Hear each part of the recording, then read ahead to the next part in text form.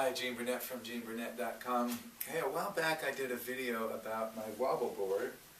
This is a board that has a little circular thing on the bottom that I balance on. And it's a nice training for balance, and it's a nice training for my ankles. Badly sprained my right ankle when I was a young kid, and it's never really recovered fully. My ankle is a little less stable on that side. And sometimes I'll tweak it and it'll be especially tender, and I'll have to really be careful about standing on one leg and stuff. So recently I decided to practice on my wobble board more often, and I just came up with this little trick that has helped me stay on the wobble board longer and make it more interesting to do. And that is coupled with another video I made a while back about throwing cards into a hat, which is over there. I'll show you that in a second.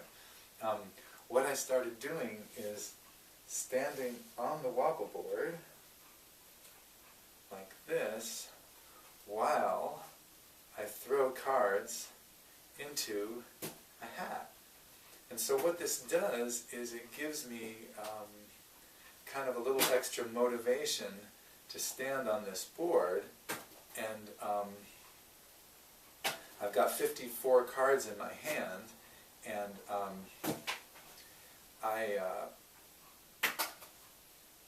try to do 3 rounds of this on the wobble board, and I usually can do that. So I'll shoot 54 cards towards that hat over there, and see how many I can get in the hat. And I'll do that 3 times. I built that up from doing it just once to 2 to 3. I can do 3 rounds now, and it's not so important to me whether I get the cards in the hat, although it's certainly nice. The important thing is that it keeps me on the wobble board. So it keeps me doing this. So another principle of doing this is make it a game.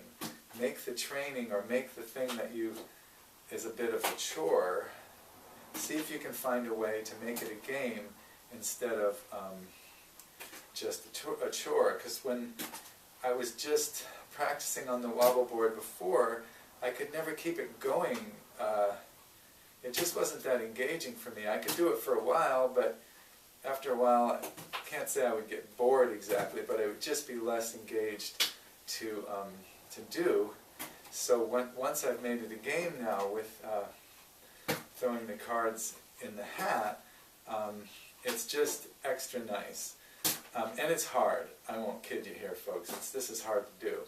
It's hard to stay. It's hard enough to throw them in the hat when I'm just standing on the ground.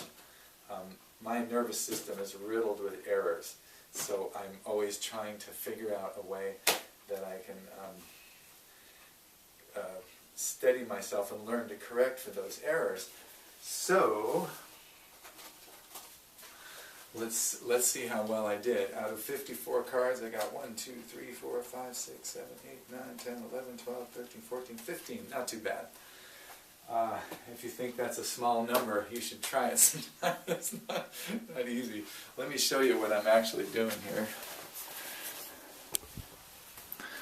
There's my wobble board, and over here is my hat and the cards. I put a little backboard there so they don't go flying under my my VCR thing there. So that's a little bit of distance. It's probably I don't know, 9 feet or something like that. Anyway, it's a great way to practice. I'm not saying you should stand on a wobble board and throw cards into a hat. That's kind of crazy. But if you have something in your life that you'd like to practice more often, you might want to think about making it a game somehow that keeps it a little more engaging.